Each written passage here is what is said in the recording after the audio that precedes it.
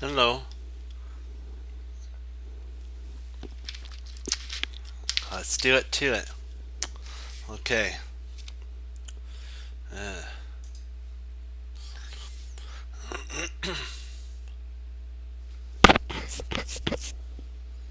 hmm.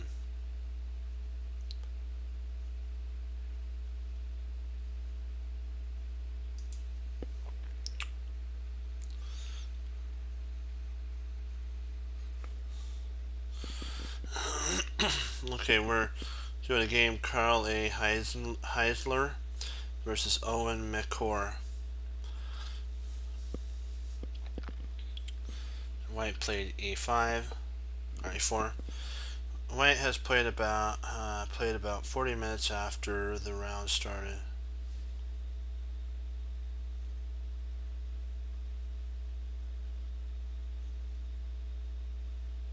Yeah. Carl. That what happened was Carl came later on, and so he was 40 minutes late.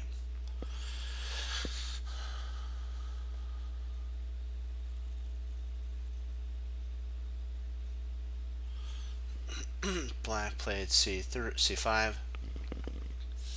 and Carl played.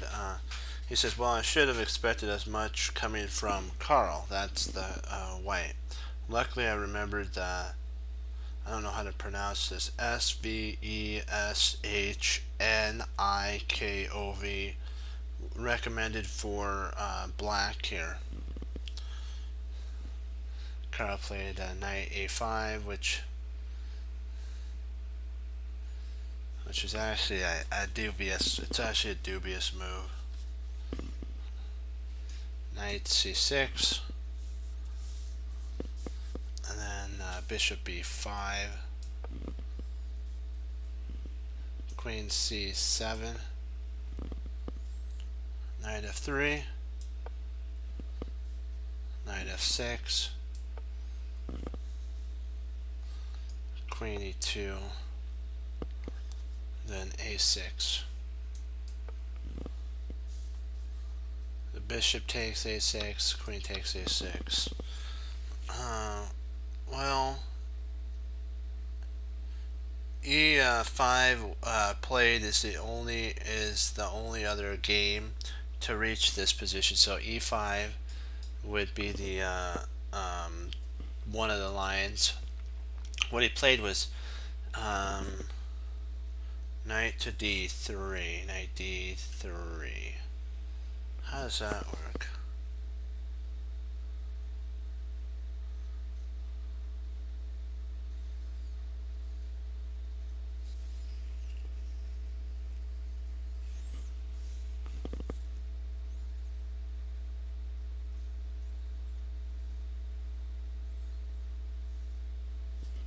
Oh, D3. Okay, because he put a knight and D3, and I think that was not right. I think that was a mistake in the paper. Because there's no way knight can get to D3. E5 was the other line that they were talking about. It was only played one. It was one game was reached in this that this gentleman knows about. Owen. Black went on to win, of course. Uh, Let me see here. But I think this is an important this improvement, as there is no reason to open the long diagonal for Black's light square bishop. So yeah, because if he pushed e5, then potentially the fianchetto has more power at this point. So Carl played d3. E6 was played, and then Carl castled. Bishop d7, or e7, sorry, bishop e7, and g5. h6, bishop h4.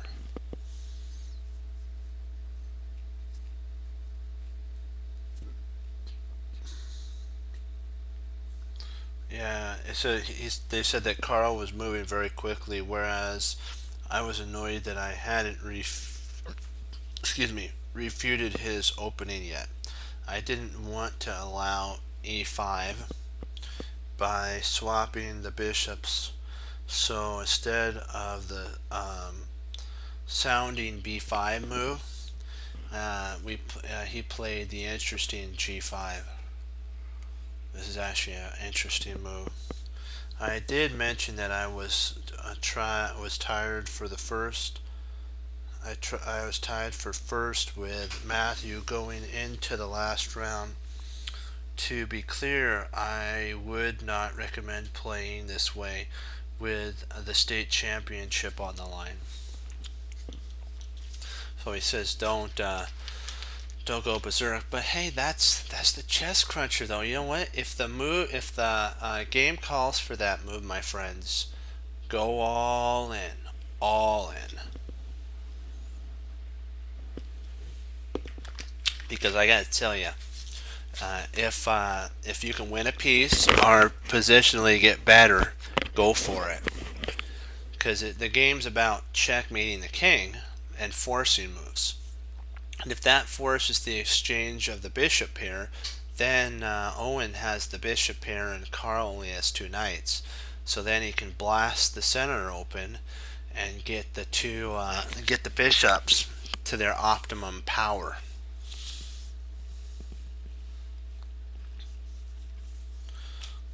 Knight e5, queen e7, bishop g3, bishop d6 to shunt this away and move the knight. Knight ec3, and then e5. And I'm not sure, this is undesirable, but I couldn't allow him to play e5. You can't allow Carl to play e5 and open up the game because his king's not castled yet.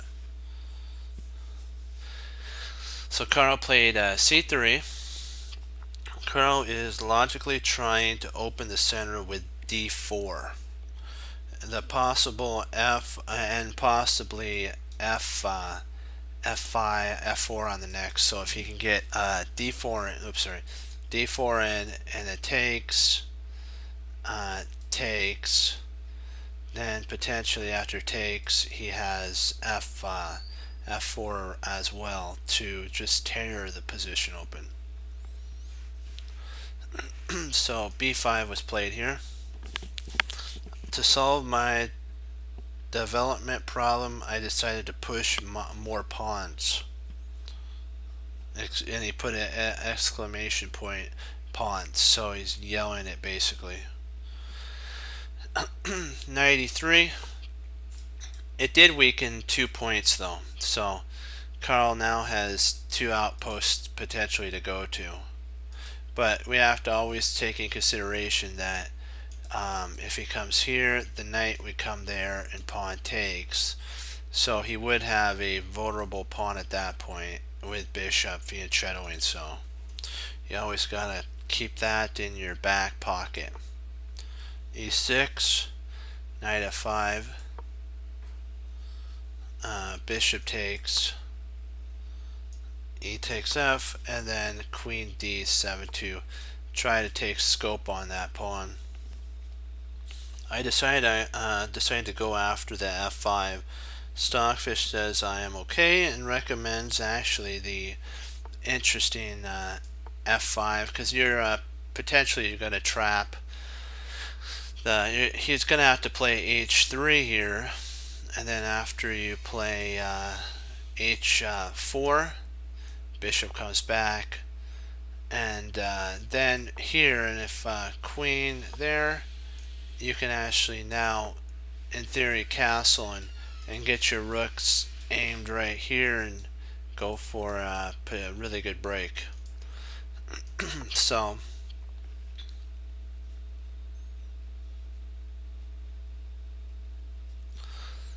d4, c takes d4, C takes D4, and then he played actually E4 rather than take again. Oops. Rather than take again, playing this, which actually creates the ability for this to happen. He played E4.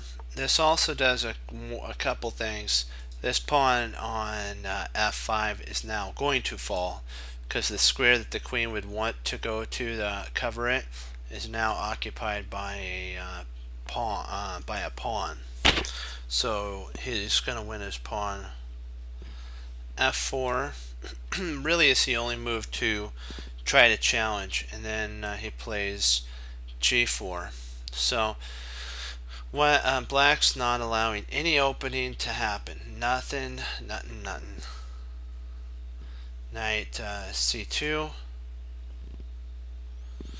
And if I take the pawn immediately, then Carl gets some initiative for it. I decided that another pawn move was the way to go. So he actually went H5 here. And he also wants to potentially go H4 at this point.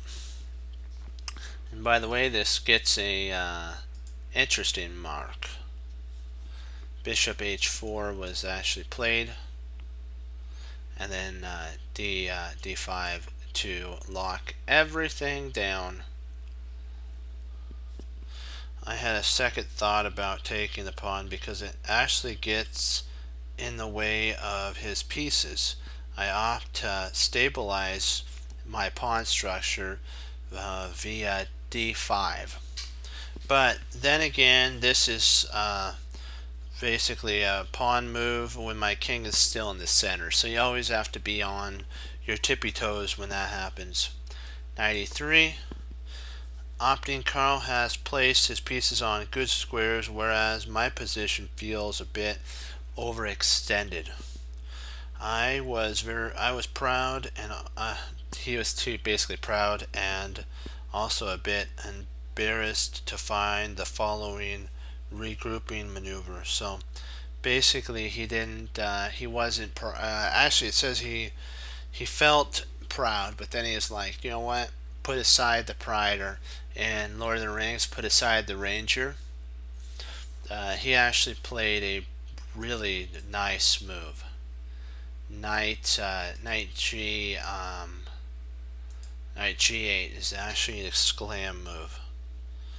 Of course, solution to my problem is an undeveloping my knight, the undeveloping of a knight, because what's going to happen is white only has really one piece that is the most active, and the most active piece for white is his bishop. And so if the bishop gets traded off, so let's say bishop here, right? Knight can actually take back, therefore attacking the pawn here. So you have to always take in consideration, if he pushes after that, the knight can just plop itself right in to F5, and if knight takes, then the queen would take back and he can win a pawn. Queen F2 was actually a mistake. It was a mistake by Carl. Incredibly, I now have the advantage. That's what he said at this point when he played that. Bishop takes E7 is also a playable line. Knight takes E7. F6, like what we talked about. Knight F5. Rook A C1. If knight takes, then bishop takes, and this pawn right here is gonna fall. And I think that black is a much better in that line. So Carl wants to try to take over the open file if he wants to play that. So rook H6, rook c5 to go after this twice. Knight takes, oops, what? Knight takes e3. Ah, I gotcha. Queen takes e3, and then rook takes f1, rook fc1. And now this is starting to become weak, where Stockfish gives black a sizable advantage, but if white was to actually play f6, which is an interesting move right off the bat, this is actually an interesting move.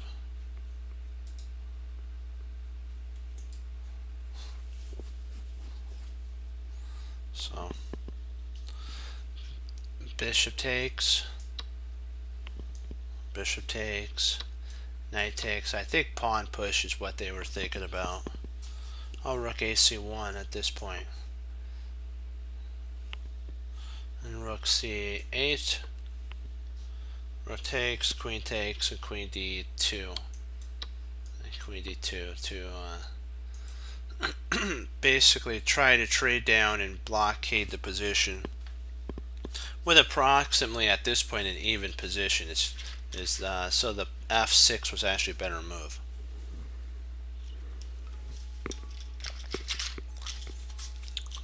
But what Carl was thinking by queen f2 was that if black was to take, then Carl would take with his queen and then have this open file for his queen, have his queen there. And then what was played was actually f6 here, and this was it looks ugly, but now white's bishop is out of play, and the f pawn is fixed. I am threatening to basically take the f pawn. A4 was played by Carl. B4.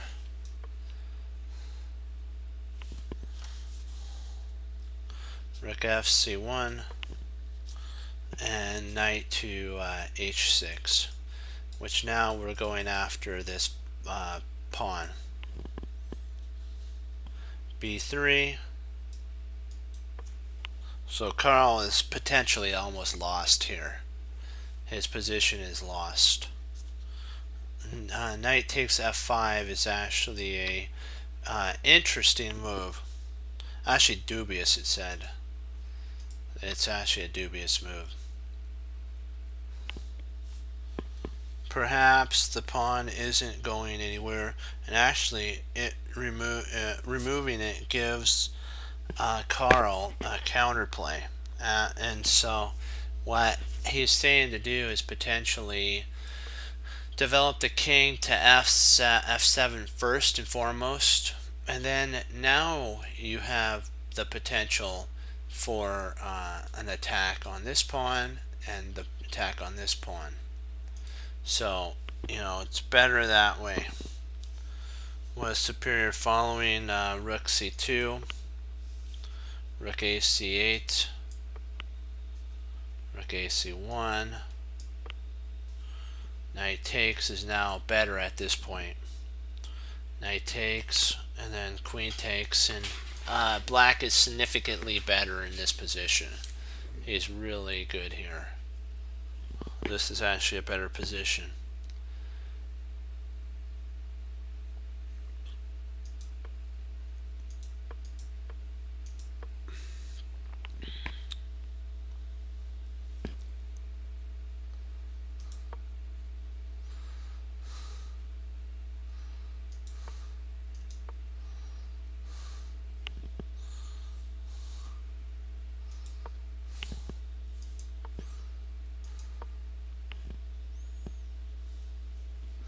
Knight takes was actually played in the game, which is a dubious move.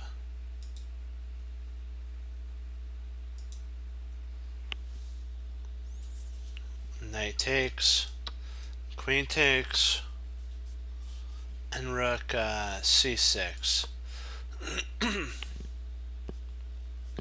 Now Carlo is able to triple on the c file. Not good.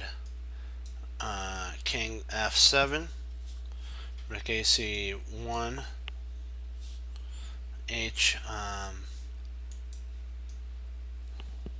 hc8, and queen c2. Rook takes, queen takes. Rook a7 was actually played, but it's actually a mistake at this point.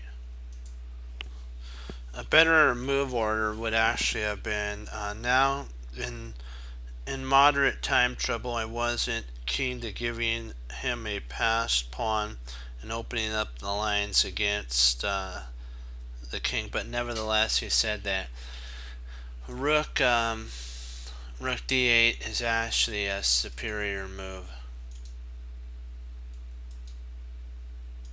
That's actually giving Carl a passed pawn, which looks surprisingly odd, would actually be the right flow of idea, because now we got a passed pawn too, so it's not like we're any better. So he's got a rook here to stop ours.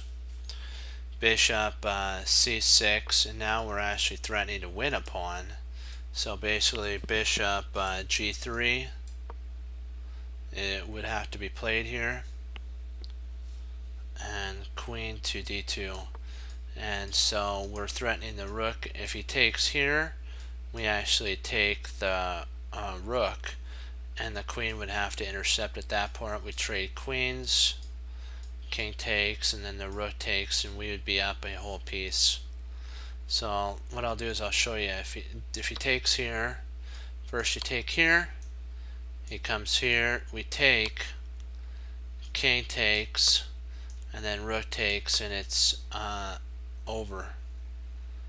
It's all over at that point. It's a winning game at that point.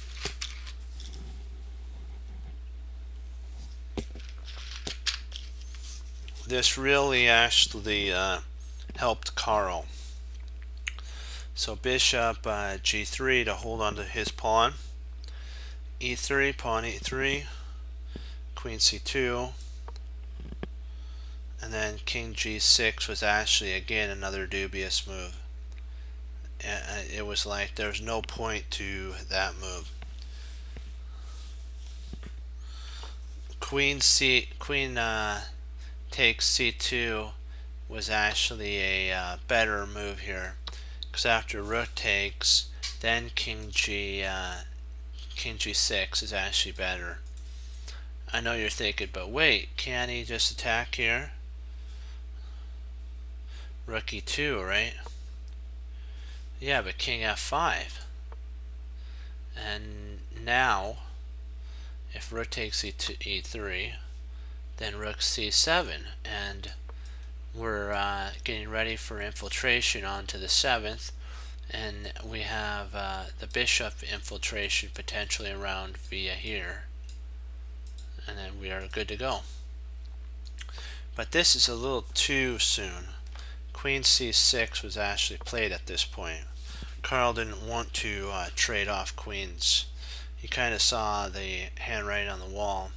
So king to f7 was played. Queen c2 again. King g6, which is dubious. King c7. King f7, mistake. And of course Carl wrote down bishop queen c2 and claimed a draw, which was correct. And I wasn't at all disappointed by the result, partly because I considered myself lucky.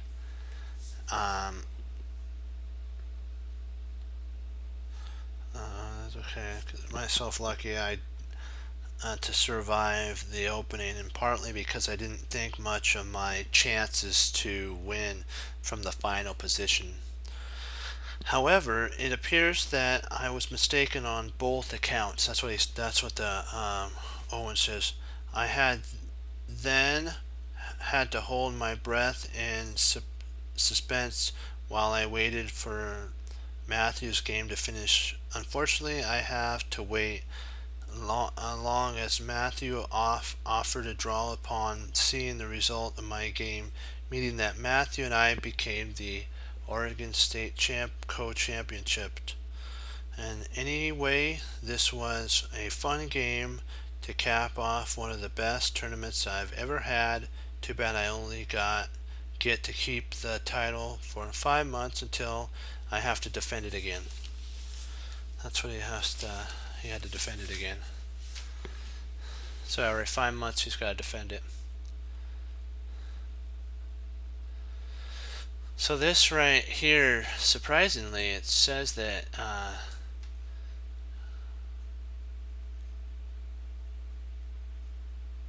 did I make a mistake in the move? I apologize. Hold on.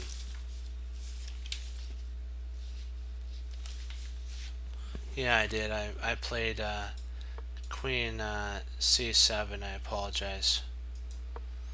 It was actually Queen C6. And then King there, and then he wrote Queen here. Surprisingly, White was actually winning in this position. If he would have, we're just going to go over his win really fast. If takes, rook takes, king to g6, and then if rook here, I'm thinking it says that king f5, and then if rook takes, rook c7 is actually a potential winning line. What is his move? Let me see. Let's give it a second to consider the best line. So bishop e1. Okay. Because I'm thinking that what potentially the bishop's going to come here, and then the rook's going to come there. So bishop e1 is to try to win this pawn here. Bishop d6, like what we're saying. And then king, g3, okay. g3 could be playable. And at this point, a5 is a really good move here. And king f1, rook c2. And this cuts the king off from coming up any further. It'd be a hard game to actually win because you're allowing the rook to enter in behind your position. You could take here, but then rook d8 basically to attack this bishop, and bishop c7. And then the rook would actually take here, it would check, and then but the king could actually come up. So now it's attacking the rook, and the pawn's guarded, so rook d7. It'd be a hard fought game to actually win, so it was more likely wise for his opponent to agree to a draw. Alright, let's do it to it here. Let's get on to some of our puzzles. Hold on.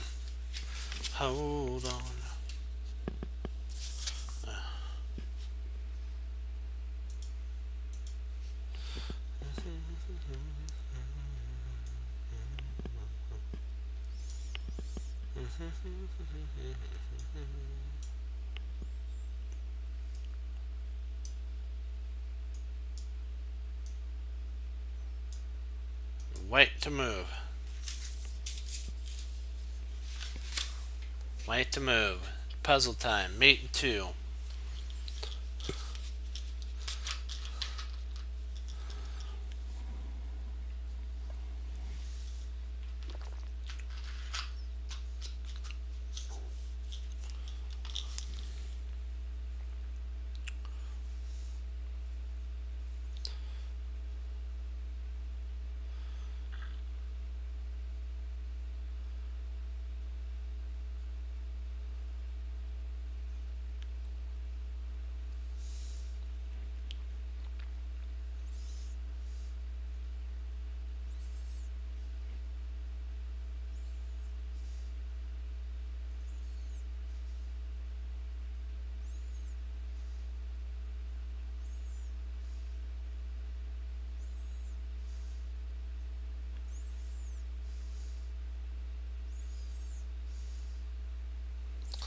Yep, you got it.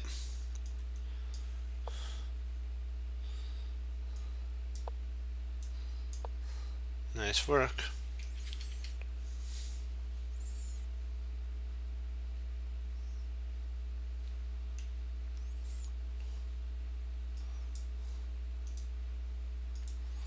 So it's time for the next puzzle. Oh yeah.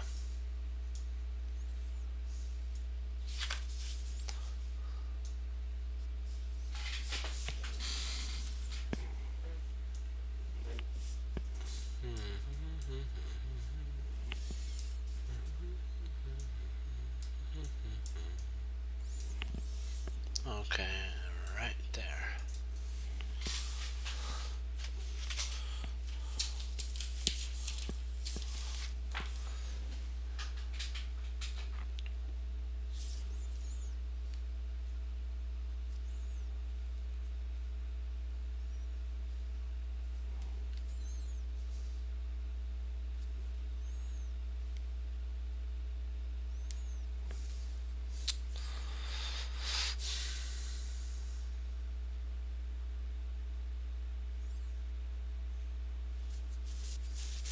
Let's see if you got it. I have it. I solved it. Let's see if you have it.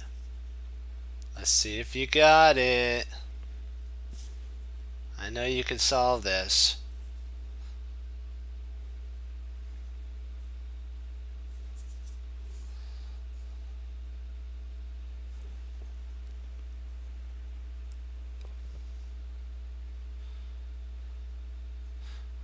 No, that's not exactly right.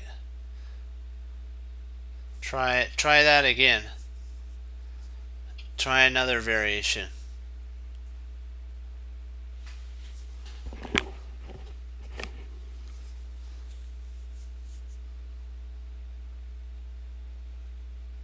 It would work. I think it would work. I think you're right. I think it does work. Let me see. That does work. Well, maybe. Let me see. Yeah. Yeah, that does work. Yeah, if he takes and then the other way too. I guess that would.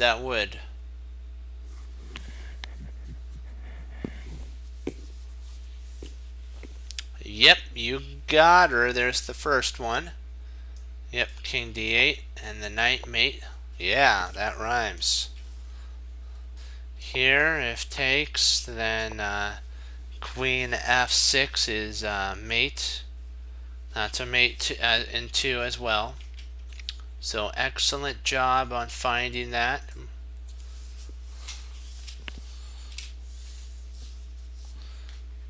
Do do do do do do do do do.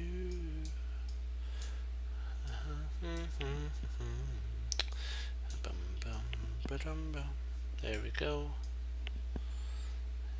Gotta have fun with puzzles. That's what they're for. You gotta hum along with the puzzles. Hum along and have a good time. Let me see here.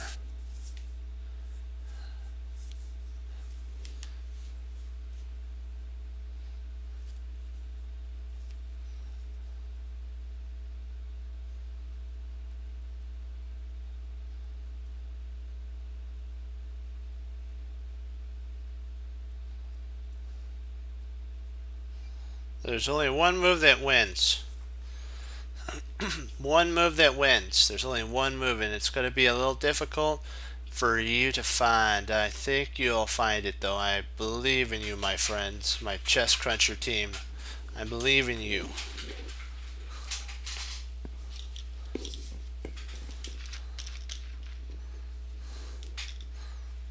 Yep, that's right. Now, there's two mating ideas.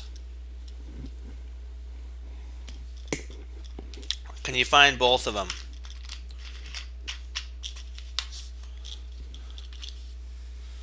Yep. There you. Actually, is it Queen takes B4 or Queen takes B5?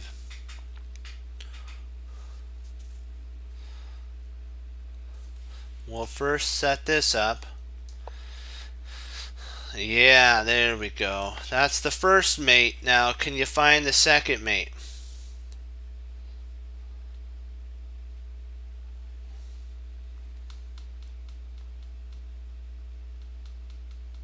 There's one more mate here.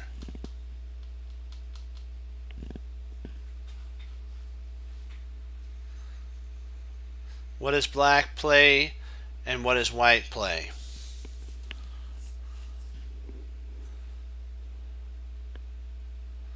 Yep, you got it. Oh, sorry, wrong. That was a mouse slip on my part. Boom, there you go. Nice, you found both of them. Great work.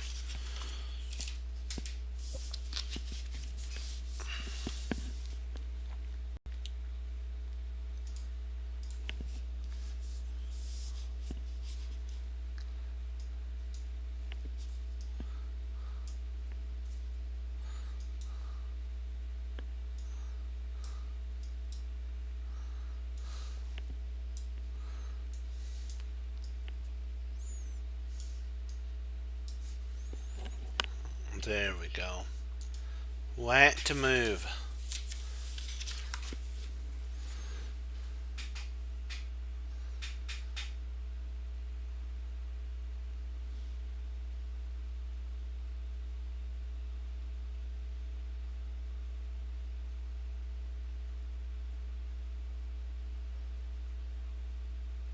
Oh, I just over-clicked it by accident.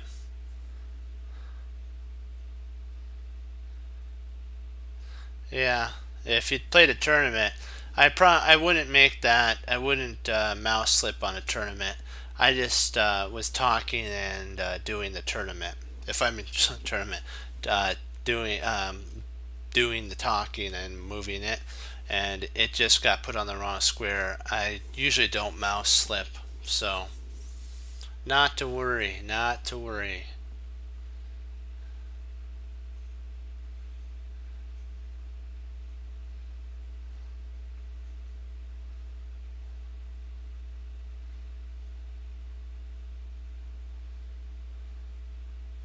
This is kind of an odd move. You're gonna have to spot an odd move for white. It's kind of a quiet move. Think quiet move.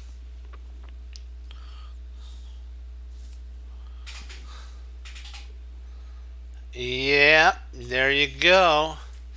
What's the other mate though? What's the other mate? There's one more mate. There's one more mate. Do you have the other mate? Actually, there's two. There's three mates in total. Alright, that's the first one. There's one more.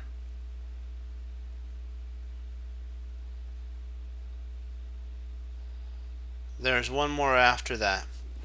There's the king here, then we take a mate. You have the correct one here, and then you checkmate there. Okay, there's one more move that black can move in it, and there's one more mate. Yep, there you go. There you go. That's the three checkmating ideas right there. It's good to spot them all. It teaches, then when you spot them all, you improve as you go. Oh, wow. So the king is guarding this pawn. We don't like that. Except if it delivers mate, right? Then we do. Then we love it. Oops, I gotta take that pawn off the board. And white to play. And mate in two.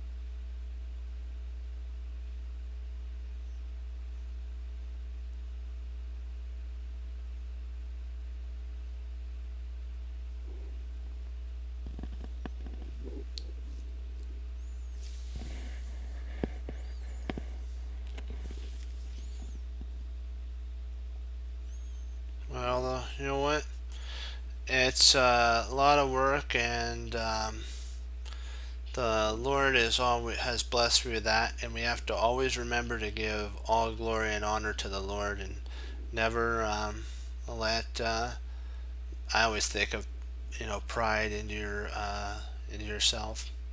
You have to always give the glory where it's due.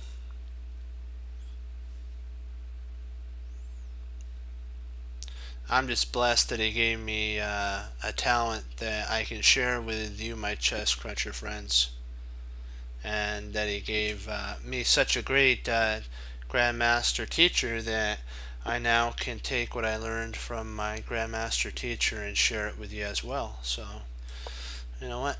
It's a win-win. That is right. Let's see if there's anything else that potentially. Is there anything else that we can?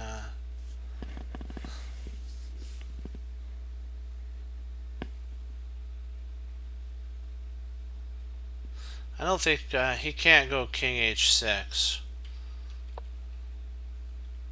Trying to figure out, is there? Yeah, it's covered, so.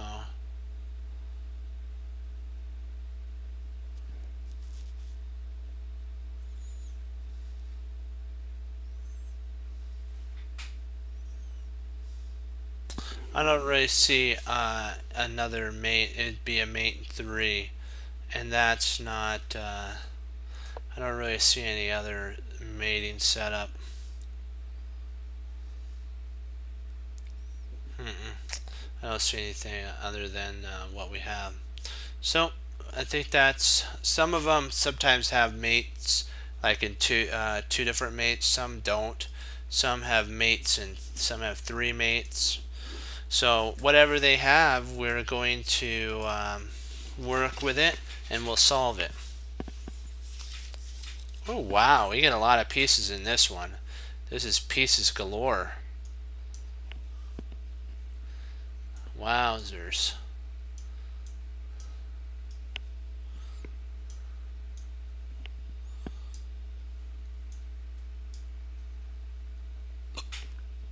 Excuse me. Wow, there's a lot of material. Oops, let me see here. There we go. Let me make sure I have that right. Yep.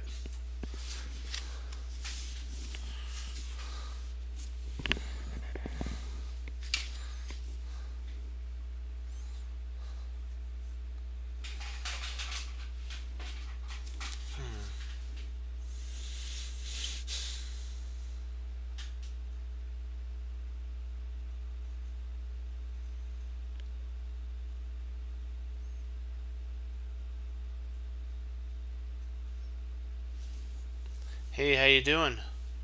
We're doing puzzles.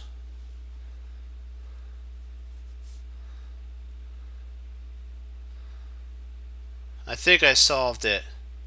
I'll see if it. I'll see if it coincides with your guys' answer, cause I'm thinking this is mate.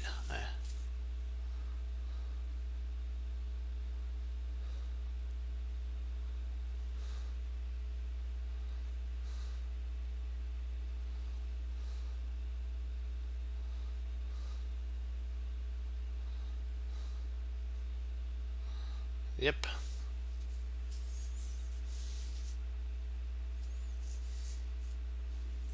Do you have a line?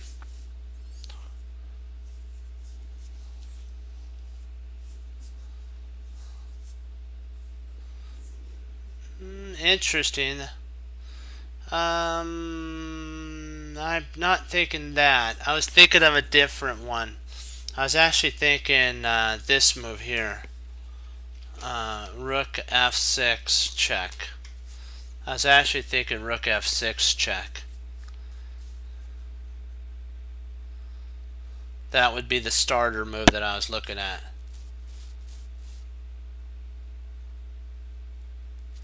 And I'll give you a starter move, and then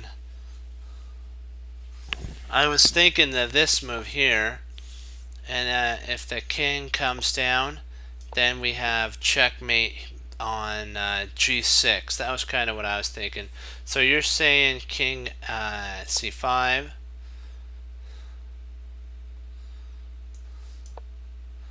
king e5, rook e4. No, it's not checkmate though. He has a spot that he could flee to, which is f5. So that doesn't deliver a mate. It's the f6. He goes to e5 and then knight g6 with the coordinations, because the rook guards here, the bishop guards there, the rook guards here, the king guards there, and then we check. So we have we have all this guarded, and so all we need is a check, and so we delivered it with this knight. I'm wondering if there's, let's see, is there another checking idea? I think so. I think, nope, that doesn't. Sorry, I was gonna see if there was another mating idea. I don't think so. I don't think there's any other checkmates. I'm just taking a quick look through to see.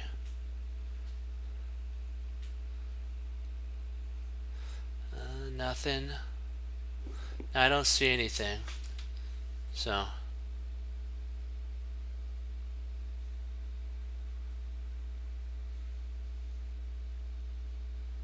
Oh, rook c5? Oh.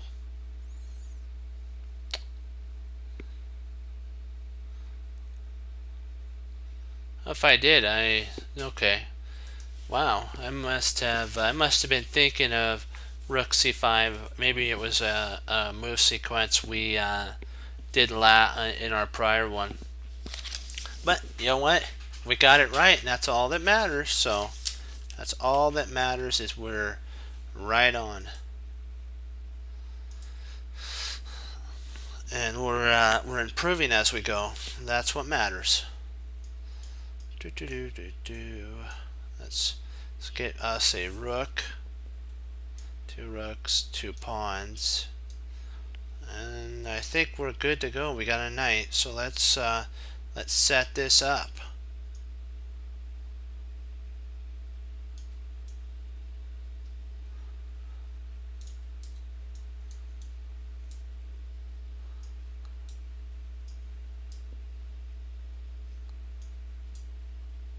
Oops, I have to move the king. That means I got to move the pawn. There we go. Yep, that looks right. Yep, let's do it. Oops, it's not black to move; it's white to move.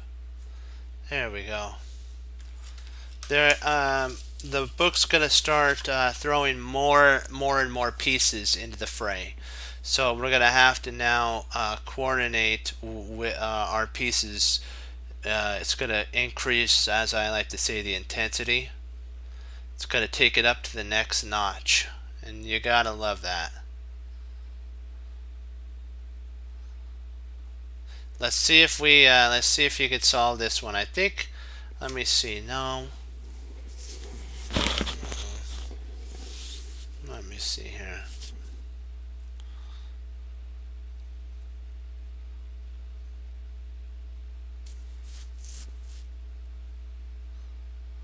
I think you are right on that one.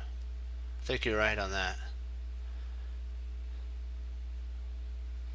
Yeah, he's got to take there. He can't go to e8 anymore. Yeah.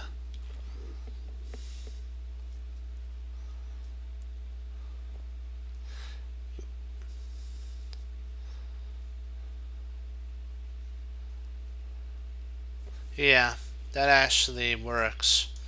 That move actually mates. Oh, wait a second. Nope, it doesn't mate. There's a flight square.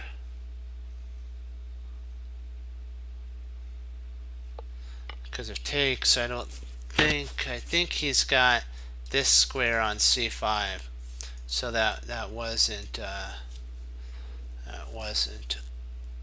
on. I think you're right at this point here.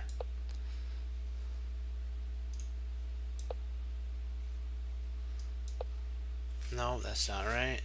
Ah, here we go. Yeah, you're right. It works. You got it. Nice job. And it's two mates. Great work. Nice job. Nice job. Nice, nice. Nice job there. Good work.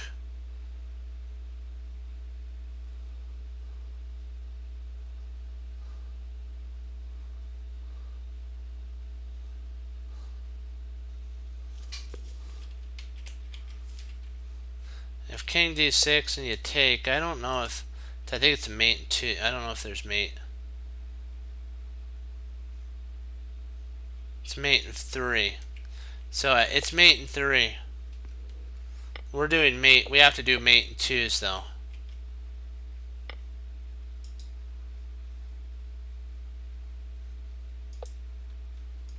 That was a mate 3. I don't want to do a mate 3.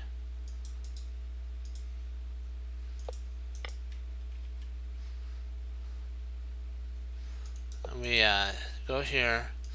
Queen takes, you take, and then if he moves, that's a mate 3. There, I'm missing something here.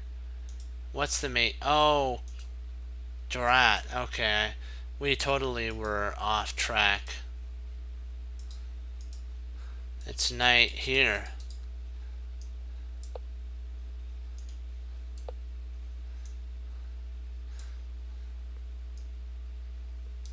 There's c8, and no, okay, so that's not me. Okay, because it surrenders this square here. So, okay. Wow, I did not, that was an interesting move for sure. I don't know if I would have seen that. That was that was a really interesting move.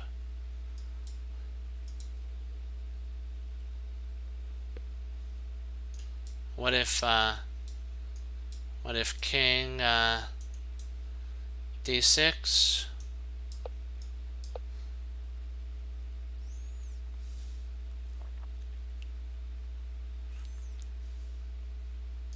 I think rook c6. Rook c6 mate.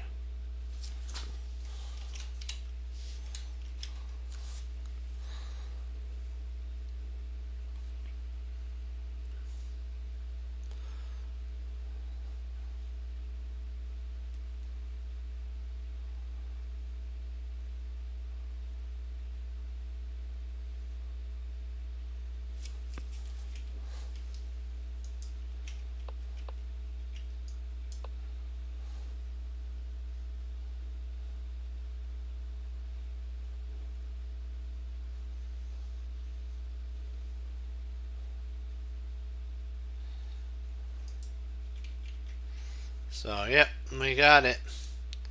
We'll go on to the next one.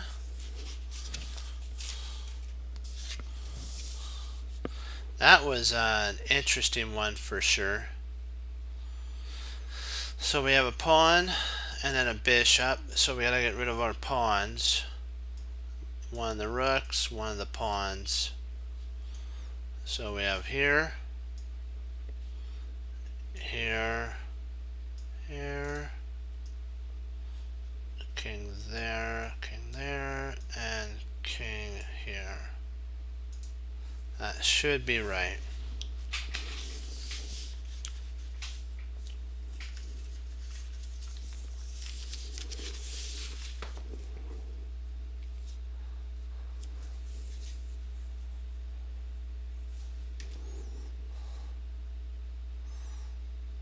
Yeah, this is like a right in your face one.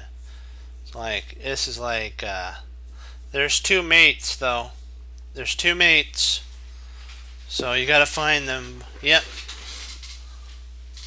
Yep, there you go. There you go. Rook, what is it? Is it rook h1? White to move. Sorry, I should have said white to move. Excuse me.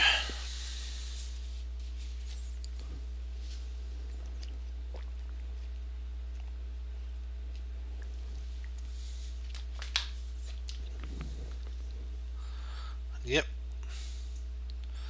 And then if bishop b, you take and mate. If bishop d1, you take and mate. So there's your two mates.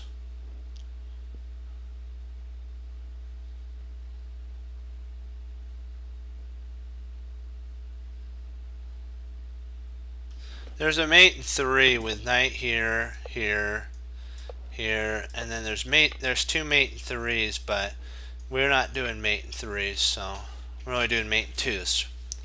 So there is a mate in 3.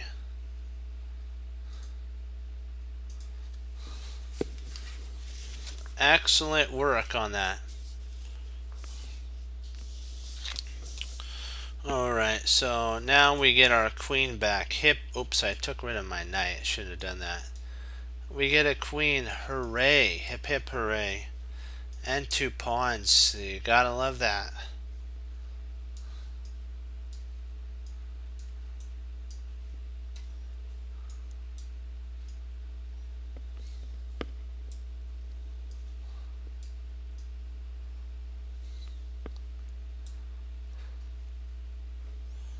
I believe that's right. Yep. So king, white to move.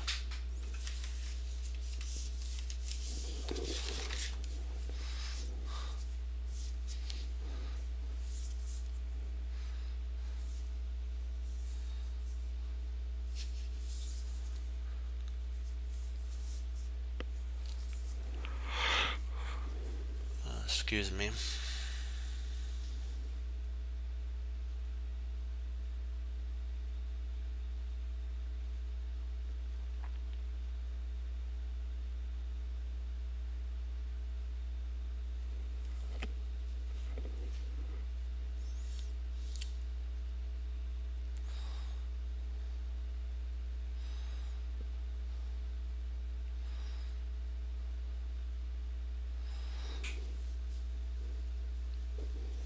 I think we got this one. I think I got this one here. I'm not sure though. Let me see. Could he if we go there? No, I don't think that's right. I'm missing something.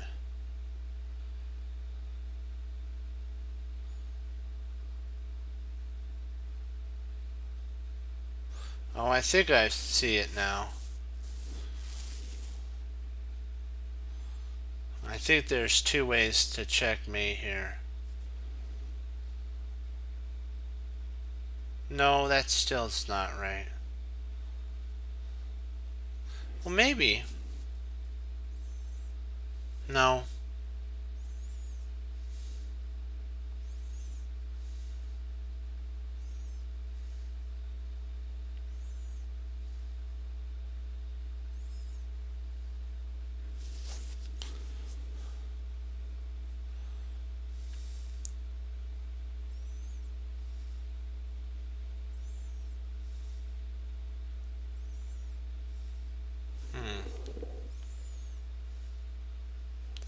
Let's see, king. So you're saying king, knight c4 check, king f4.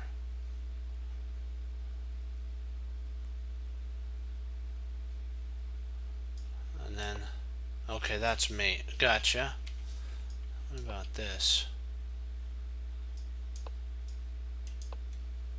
Okay, so 2 mates. Actually, 3 mates. There's actually 3 mates here. Yeah, if he goes to f5, queen f6 is mate. If he goes to f4, queen f6 is mate. I don't know. No, this isn't. We have to cover this square. So there's mate here. That's mate. And then there, mate.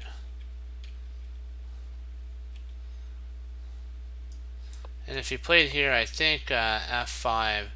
I think f5 is the move that stops mate for. So I'm thinking knight c4 was a mistake. I'm thinking it's knight g4 that's the proper move, because knight c4 allows for our opponent to actually run to f5 at that point. And I think it's winning. We need the knight to be able to deliver checks. So let me see if we played here. He does have this, and we have e4 mate too. We actually have an e4 mate. So if he went f5, he goes f5, we have mate. If he goes d5, we have mate on e4. We try there, we have mate there. Let's see here. King c2, f5. I don't know if this is a mate in 2 though. This is let's see.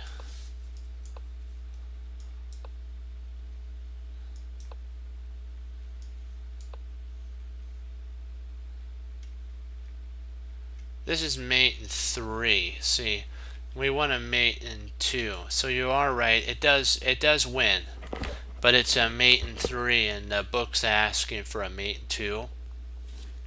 So we have to, as they say, follow directions on our move. When it says mate 2, you're right. There is a mate 3, but the book says mate 2, so we got to stick with that. And I think I said that a lot of times. So great work there.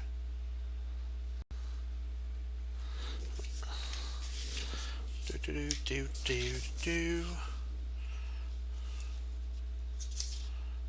we already do that?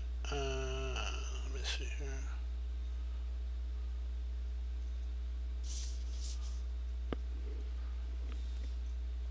Okay, we have that. Okay, we're on this one here. Wow, black's got the pawns today. Whoa. Black's got a lot of pawns. Who'd have thunk? Who'd have thunk? Yep. Now we got a mate 2.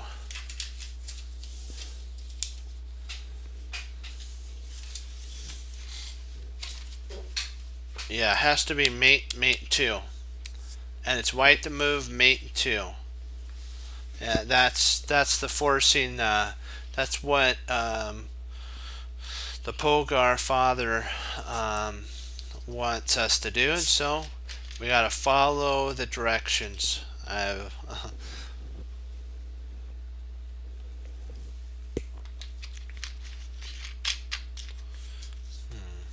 see, queen there. Yep.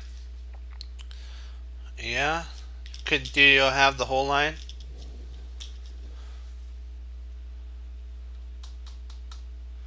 Do you got the whole line?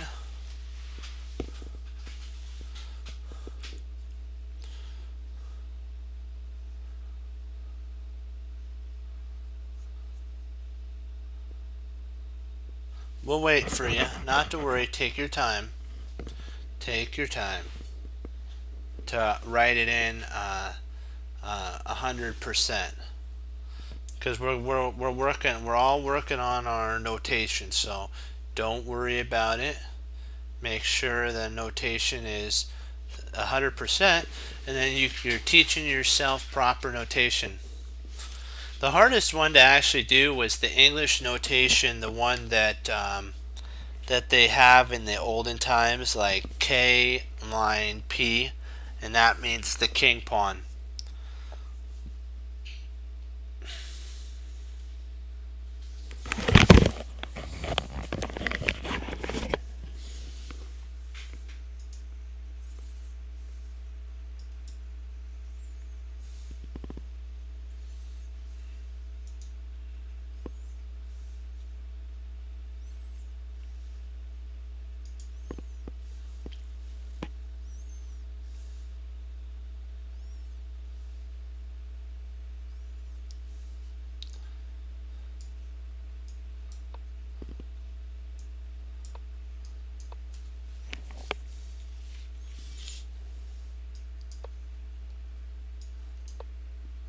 There you go.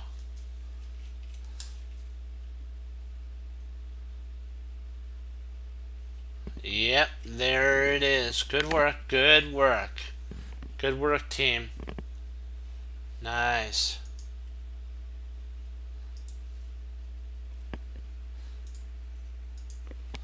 We're 100% at this, so we're kicking it up a notch.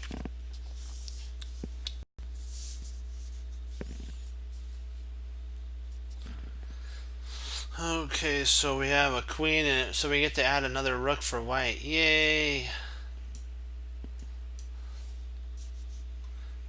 Black does get a knight though, so we have to deal with a knight.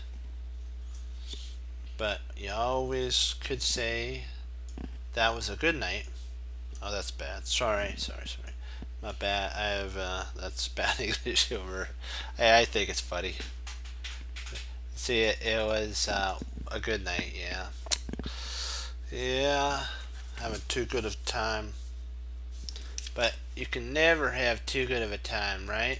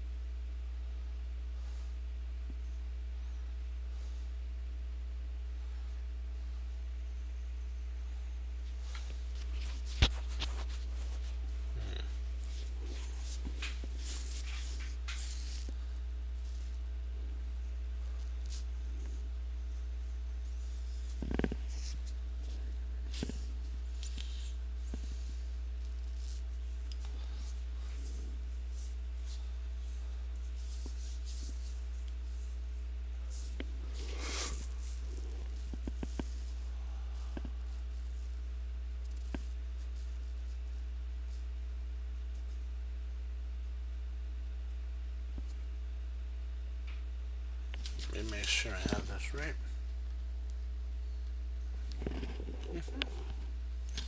Yep.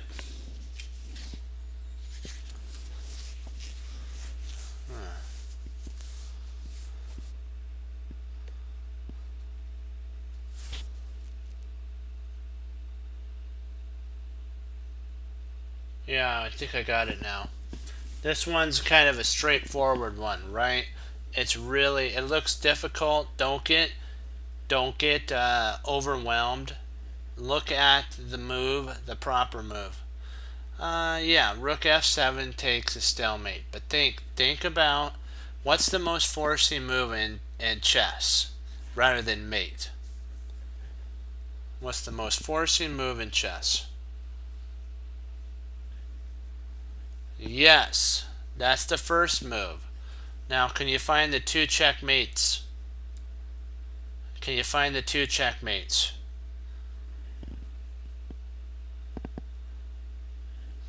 Because I spotted them.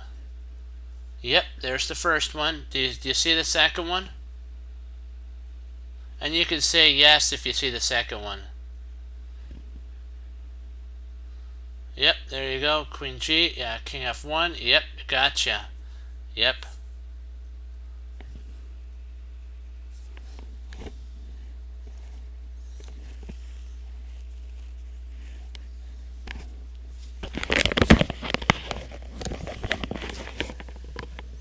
Yep, you got it, team. Nice. If F2, boom, checkmate. If King F H1, Knight F through F2, checkmate. Great work. Hold on. I have allergies a little bit.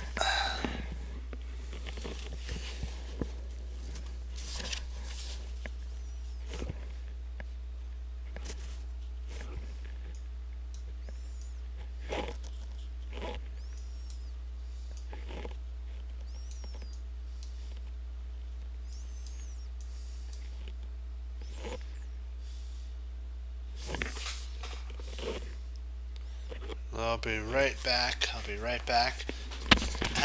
Solve this puzzle and I'll be right back.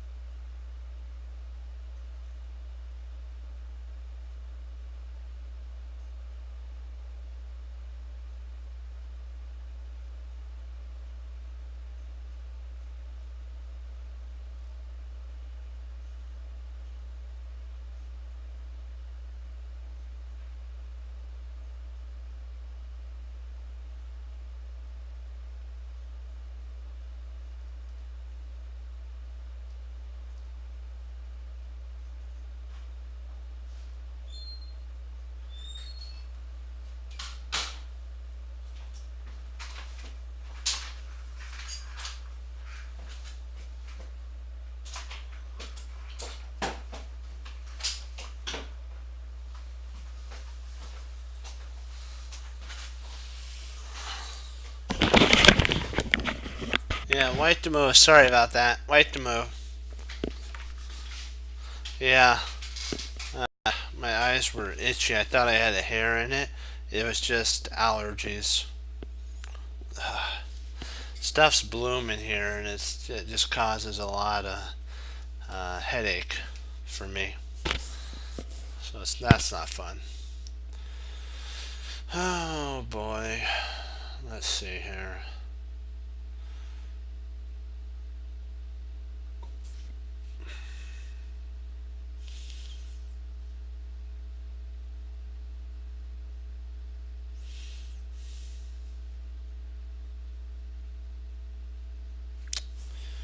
Let's see. What do we got?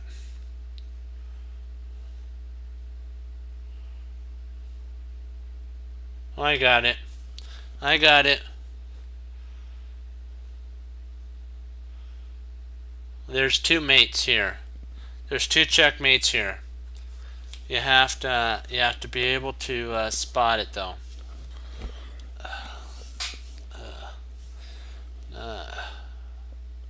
It's a horrible feeling with allergies.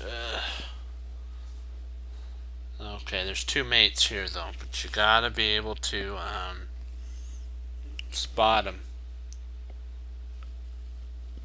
D5? No, not D5.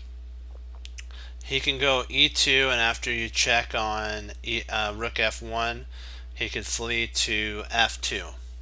That was a really good. That was a really good effort, though. Try it again. It is a queen move. That allows for a check to happen, and so it doesn't. It's like a mate in 4 though. So that's like a mate in 4. There is a mate in 2 though. Just look, and you are right. It is a queen move. So I'll give you a hint. It's a queen move. It's a queen move. Mate in 2. It's a queen move. So just visualize all the queen moves that are possible, and think about, what can I do? What can I do here? And then see the entire line in your mind and visualize it, and it'll help your visualization skills. And when you have it, write it in the chat bar. Okay, all right, that's the first move. Now what? Okay, yep, that's the first move. Now what does black do, and what does white do? That leads to mate.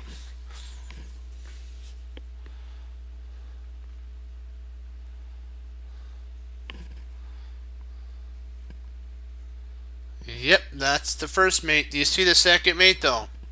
Do you see the second mate? Actually, the queen, Erie, the queen can't leave the third rank. The queen can't leave the third rank. It has to stay on F3. If you played queen queen D1 check, the king after all that line, the king could go to C3 and he'd be fine.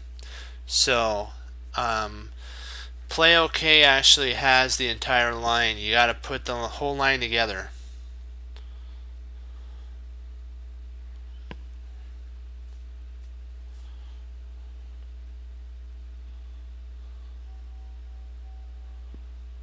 Yep, there's the last one. Nice job. Play OK got the first one, and Erie got the second. Nice. Great job, team. That's the first mate. And then when the knight comes there, and then the queen takes check. Is excellent. Excellent job there. Good work.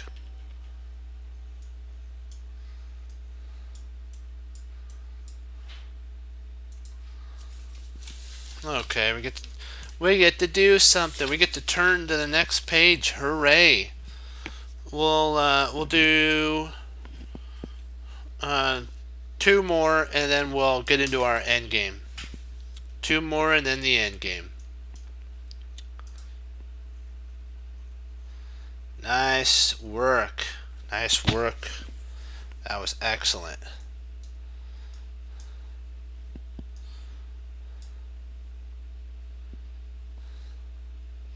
No.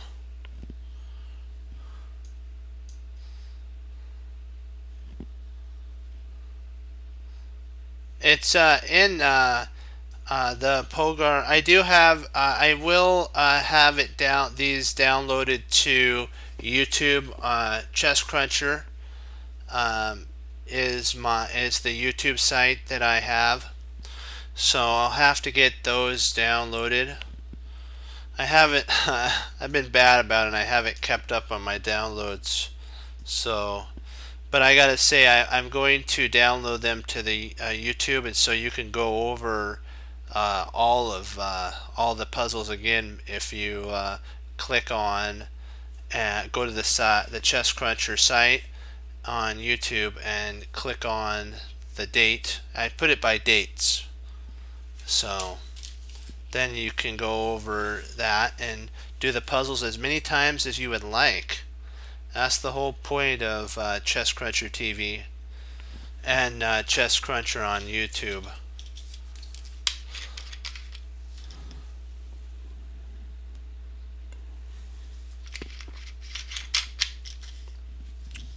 Okay, white to play.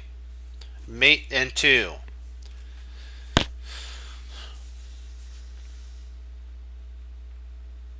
hope I have that right. Let me make sure. Yep, I got it right.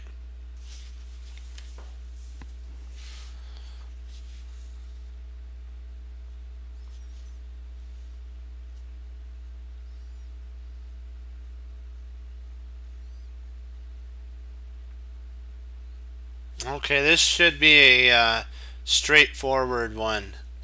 Think Zookswamp. Yes. Hooray, hooray. Excellent job. Hooray, hooray. That was beautiful. Nice work. Nice. That was nice.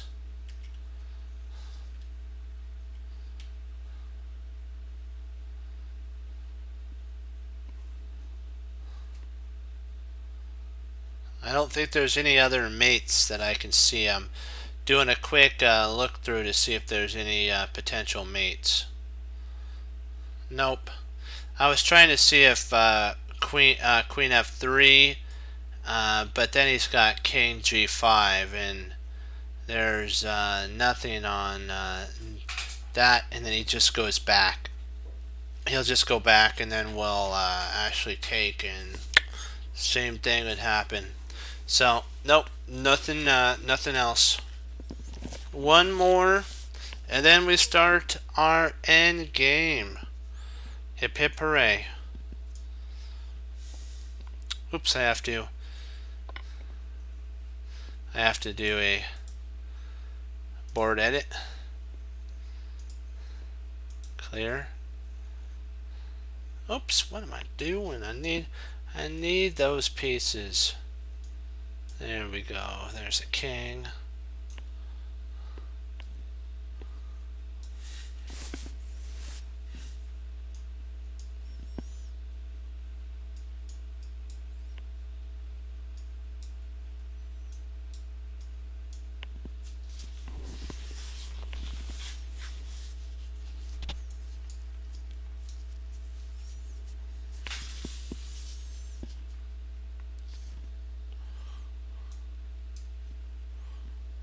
Alright. One more. And let's see if we can get this one. 110%.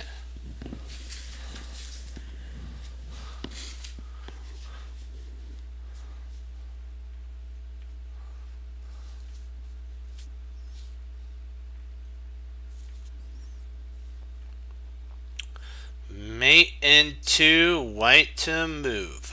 Yes, indeed. We got this.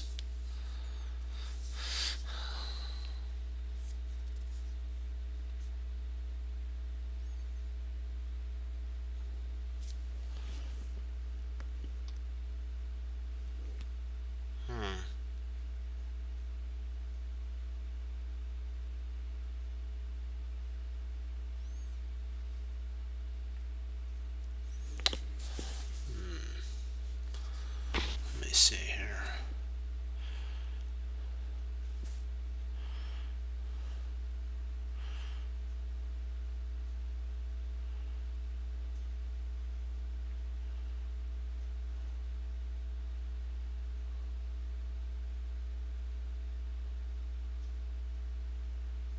There's one more mate. One more mate, Erie. One more mate. Can you find the last mate?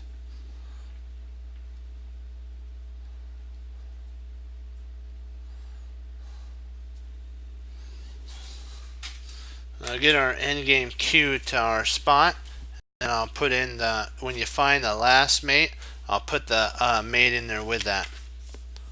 Perfect, it's right there. Do you see the do you see the other mate?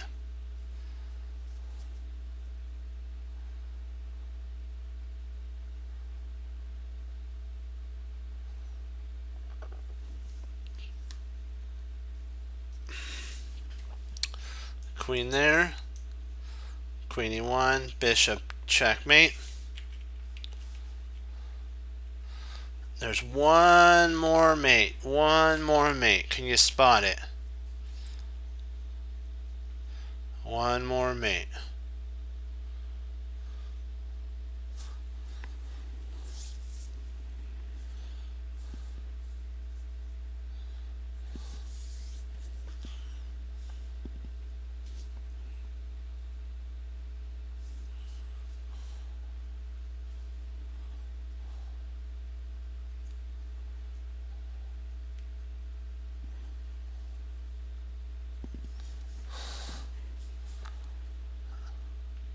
That is right. Nice job. Nice.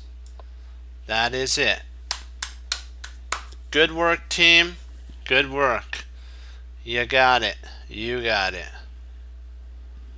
And now it's time to get on to our endgame studies. You did great. Great work.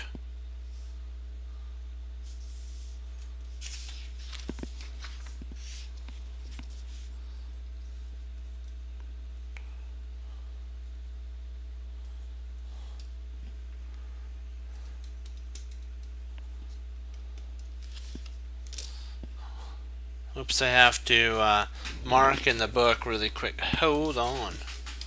Hold on. Yeah, this is where we're picking up next. Okay, perfect. Gotta erase the mark I have in the other spot.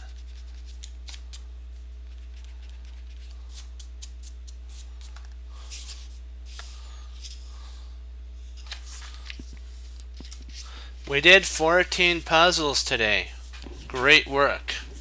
14 mate and twos. Excellent.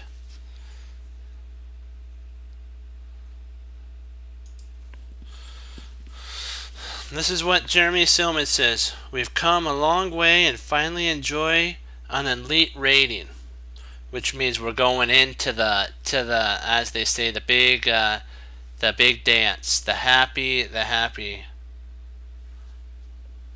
As we've moved up the ladder, you might have noticed that more and more games reach the end game, and often they prove to be rather complex. Now more than ever, you'll need to have mastered all the endgame material in the past section and simulate the new material. So we're going to simulate the new material here. Believe it or not, if you complete the master everything through part 6, you will have an understanding of the endgame basis that far surpass 75% of the chess players. 75% of those in the expert class, which is 2,000 to 2199. That's the category that he's talking about, and that's like and it's that lack of general endgame knowledge among tournament players who pride themselves at being good. Let me see here. I gotta make sure I put that together. And it's that lack of knowledge. Okay, endgame. There we go. So far, pride themselves on being good. That will give you a huge advantage over them during the course. Okay, so what he's saying is, the 2000s to 2199 will think because they're rating that they're good. Of course, absorbing this new information won't be easy. Everything here is far more difficult than anything we've looked at thus far. Hey, we could do it though. We're a team chess cruncher. But I wouldn't press it if you don't think it is learnable. He says don't worry about it, because A class players, which is like 1800 and 1900. Yeah, Jeremy Silman. Yep. But I would present that, okay, A class players. So since you're here and since you seem determined to go to the next level, fasten your seatbelts and let's begin. Hooray! We're on, like, you know, at Disneyland and all those theme parks. We're buckled in. We're buckled in and we're ready to roll. Let's get this roller coaster started. Hip hip hooray. You should be well versed in the king and pawn basics. That's what he said. This is the right. But now it's time to learn a new idea. 2.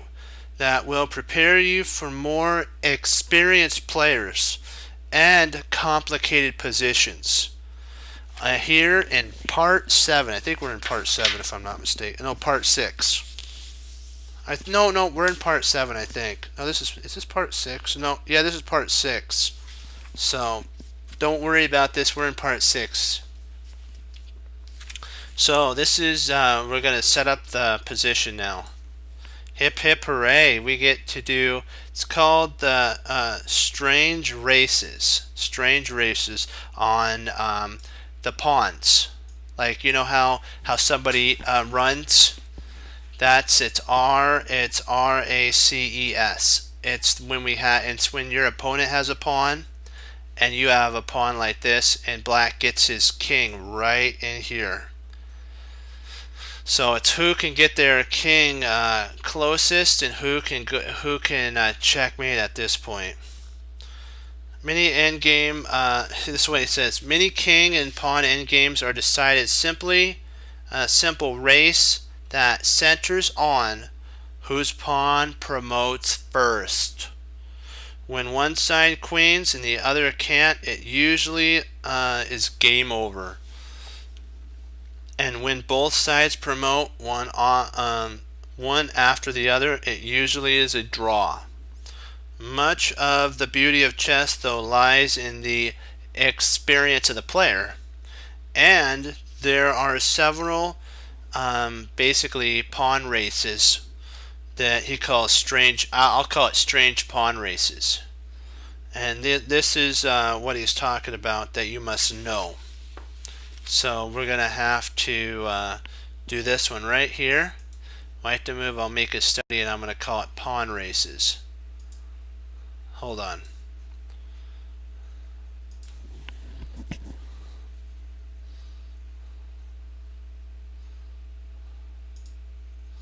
Give me a second.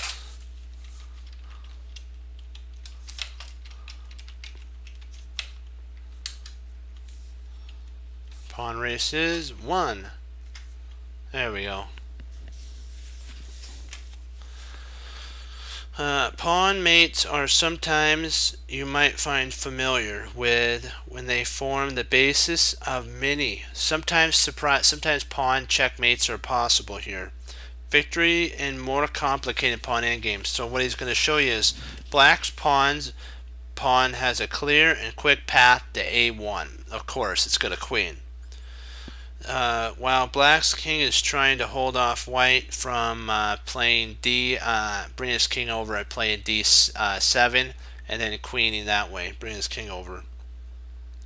So white wins because mate trumps the queening of the pawn. Let's do it to it. Rook F6, king here, rook king E6. And if he queens, then we have checkmate. King A2.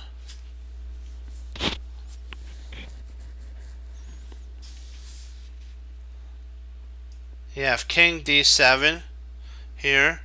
White wins because the pawn promotes. We have king f2, f7 there, and then we promote with check. And when he takes the pawn, we come in and we grab his pawn. So we actually win the pawn in that line. Alright. Black won the race, but lost the war. That's this one here. Black won the race, but lost the war. Checkmate. And you must surrender your land to me. So black has to say, you get 32 more squares, king. And so we get to conquer another board, another land under our power as the king of whatever, for black or white.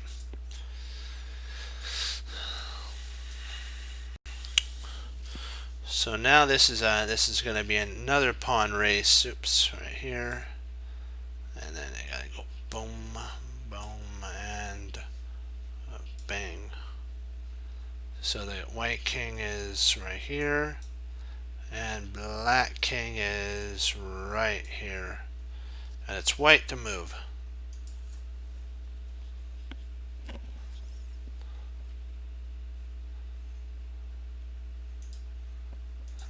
Endgame studies. I call it the endgame course.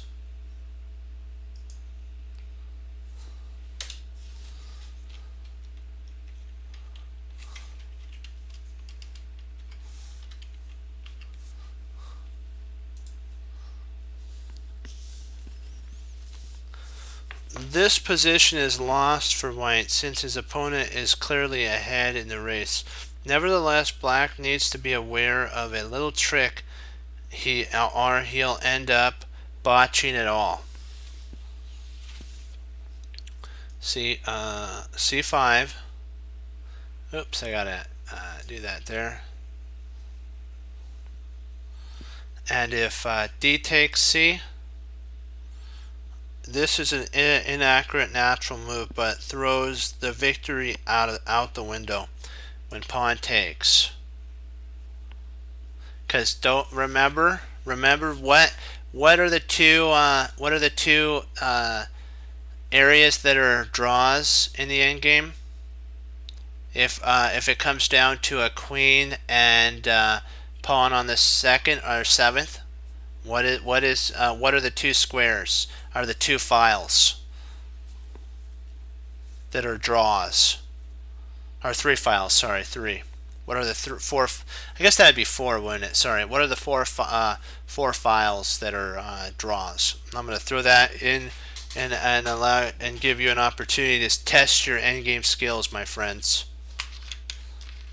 Can you name the files that are that are drawn? Yep, that's number one. What's the next one?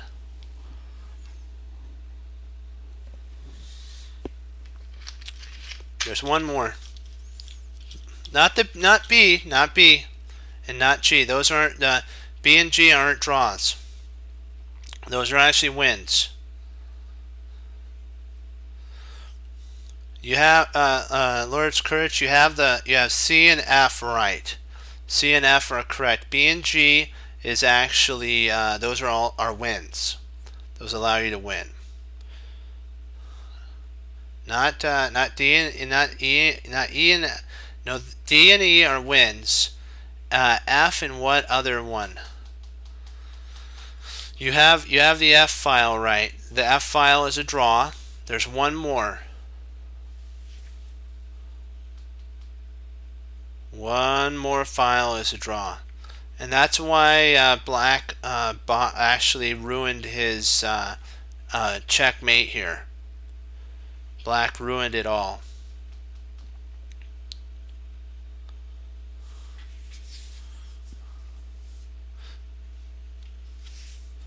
Let's see if you remember our endgame studies. What two squares? You have F, the F file, right? There's one more file that is a draw. The rook files Potentially. It's a potential draw on the rook files. So I'd give it a 50-50, but no, the E file isn't a draw. Try again. Yes, yes, you got it. The F and the C files are draws. Oops. The F and the C file are always draws. The F and the C file, as long as it can get to the second or the seventh, those two files are always a draw when it's facing a king and queen that are too far away. They're always a draw. If the king is close enough, 50-50 chance of a win, but how far this king is right here, black's king is, even though black's gonna queen, there's that draw trick that Jeremy Silman's friend showed him when he was 14. There's a draw trick for both of those F and C files. That's why it was a mistake. He should have not taken and just played A2.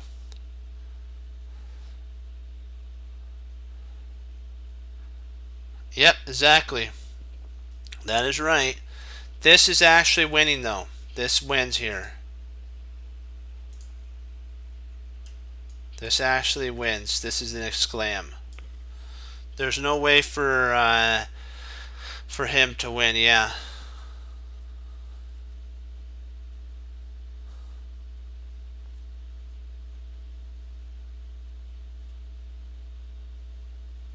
Oh no, this is Jeremy Silman.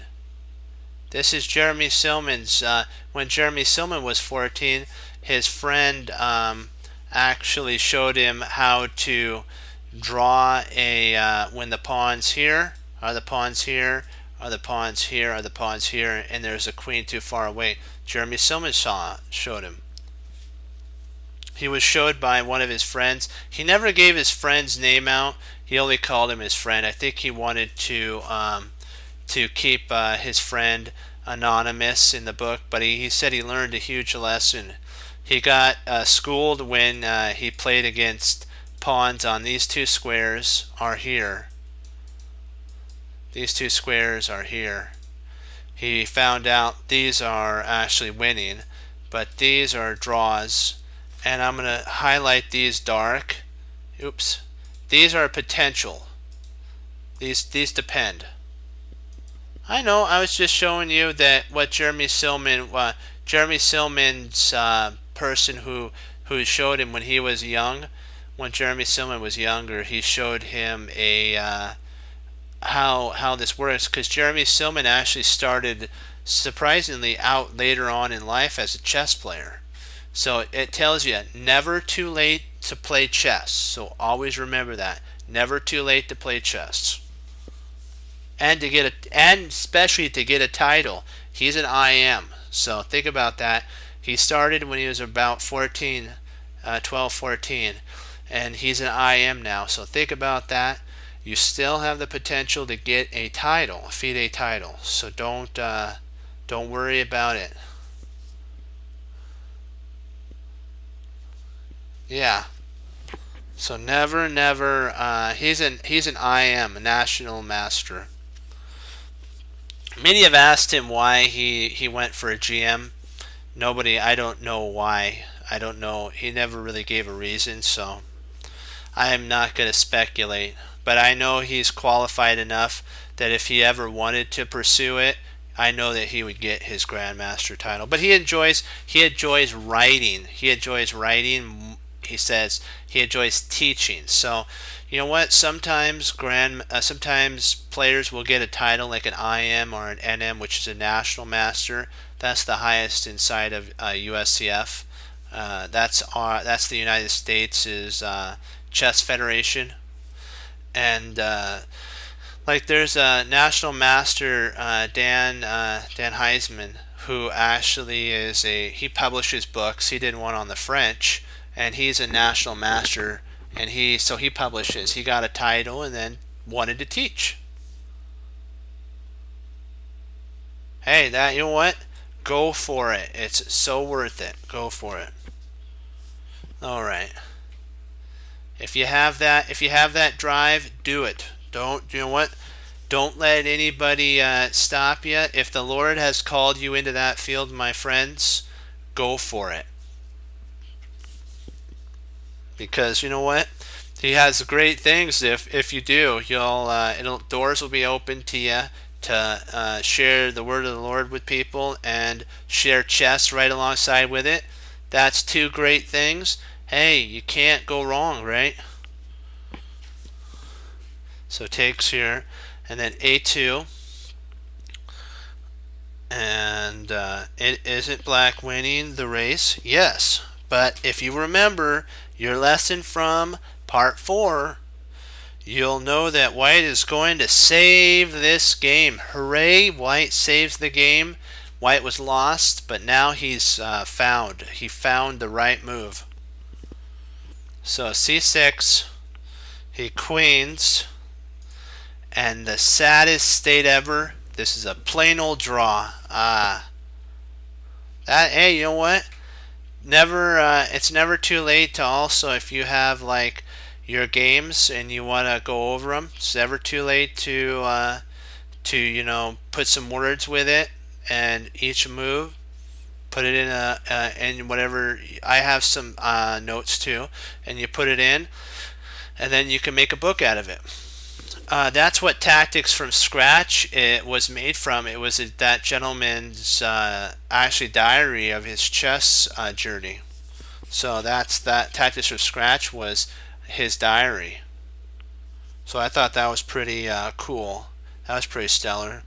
We have a basic draw line. Queen, lone queen versus pawn on the 7th, with the stronger king being far away out and can't win against the rook pawn with either a rook pawn or a bishop pawn. The end game could continue. Actually, this is what so we have queening, we have c7.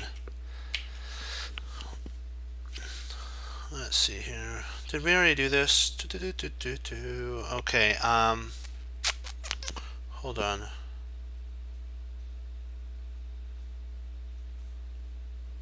What am I missing here? Oh, okay, all right, got it. I was in the wrong section. Hooray! I was like, this doesn't seem right. Doesn't seem right for sure. Queen C, queen here, queen C7. Okay, C5. Where's C5?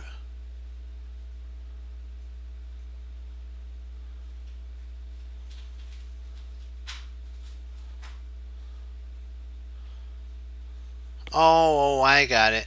This is a new line. Okay, this is a new line here. If A2, C6, castle, queen. Okay, gotcha. I knew there was a sitch. Queen C, white C pawn. So why can't he draw? Two reasons. In this line, there's two reasons why this doesn't draw. White stalemate option of A7.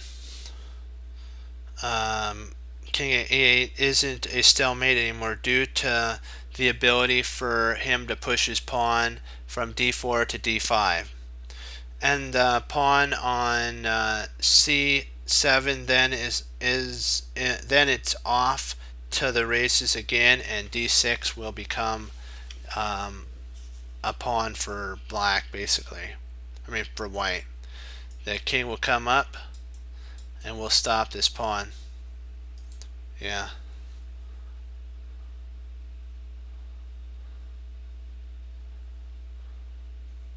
Nice.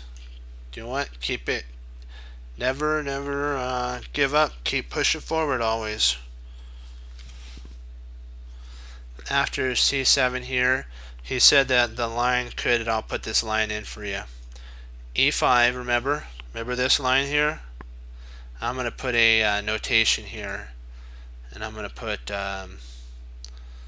not a novelty, but with an idea. I'm putting it with this. That means with an idea.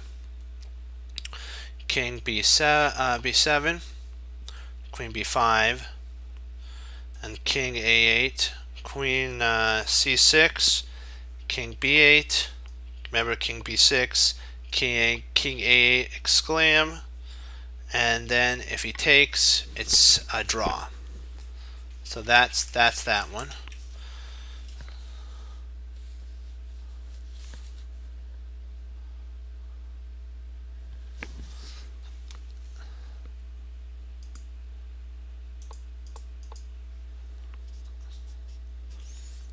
And then Queen B2 check, King A8. King A7 is losing here because of Queen takes D4 check. So he has to go here. Queen A3, King B7, King B4, King A8, King A5, King B7, King B5, oops, my bad there, King B5 check, King A8, and then King to C6, King B8, and then Bishop C6. I mean Queen C6. Since King A8 loses, he can actually play D5 here. And now white just moves his queen to C5, and we're going to pick up the pawn. No longer stalemate.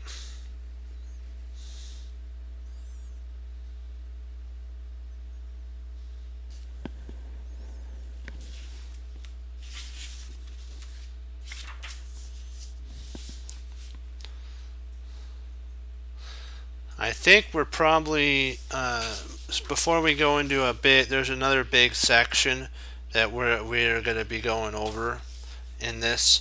So before I head into that, I think we'll probably call it a night, and then we'll pick up the next pawn race. Nope, a draw is not possible, because what happened is when the king moves, he actually stair-stepped his queen all the way down the board. He got close enough to the pawn. We did that, check, and then he takes, and it's white to move, and white has D5, and so now black gets to move. It's not stalemate. If there wasn't a move for white, it would have been stalemate. But because there is a move for white, it's not stalemate, and white loses. Do you have any questions?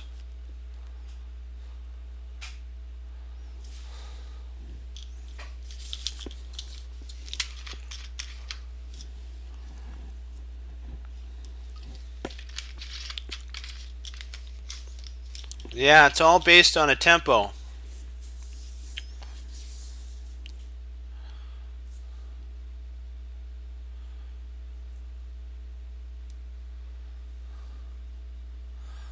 Okay, stream. How about anything? Play okay?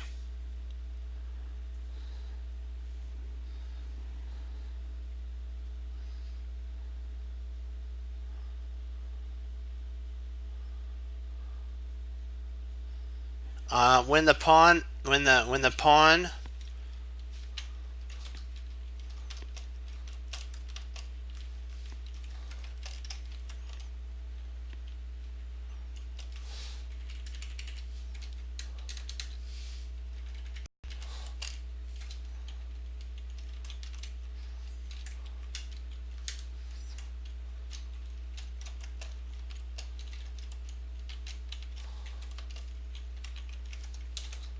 let me write this in. So, yeah. Yep, there we go. That's it. That's what I was actually gonna write. And it's when the king is active too. So great Thank you for putting that in there, Lord's Courage. Yep, that's it. Okay. So, any other questions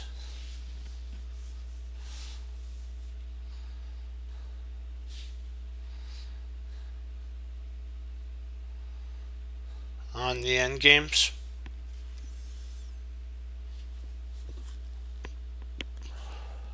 Okay, perfect.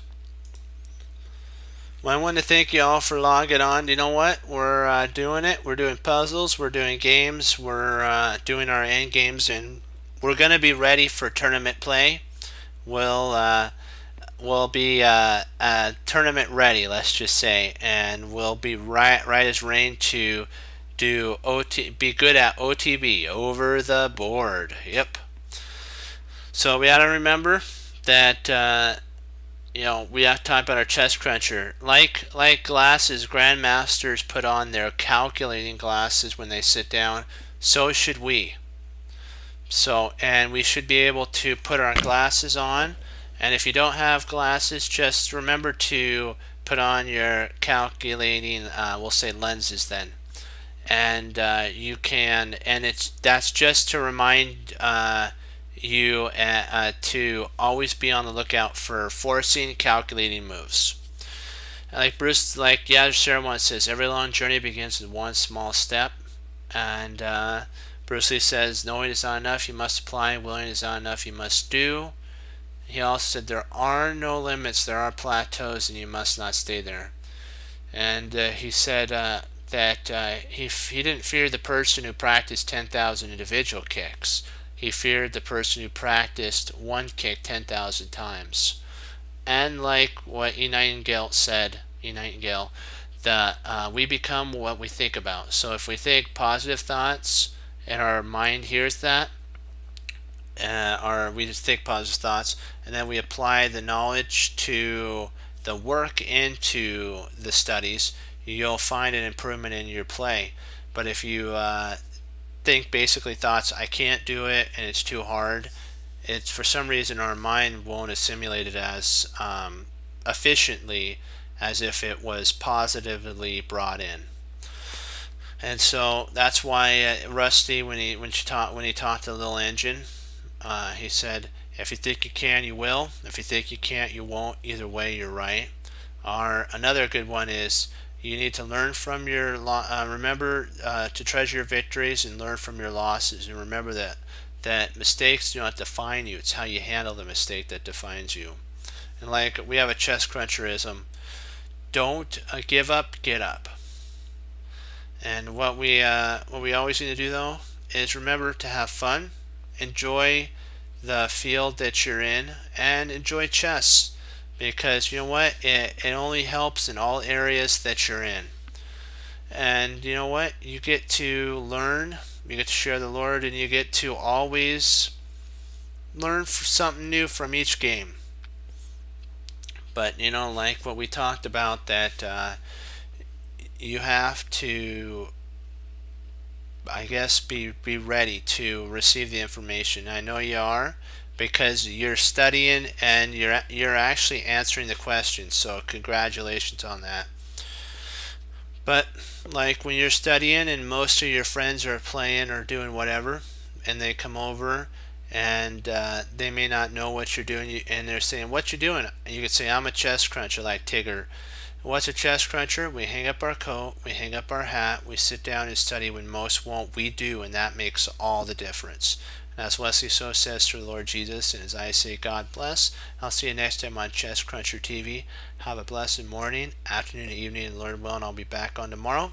And we'll continue to do another game. We'll go over some more puzzles, and then we'll do some end game, and we'll improve. And you're more than welcome to go over the end game course that we're in, and learn pawn races and how to checkmate even though you're farther away, and which pawns will help with a draw or mate. You get to go through and learn that all. So you know what, and if you like what you see and you're still on and you're listening, click the follow button and join us on our journey for improvement. Okay, great job, Team Chess Cruncher. Hoorah, be blessed, and I'll see you tomorrow.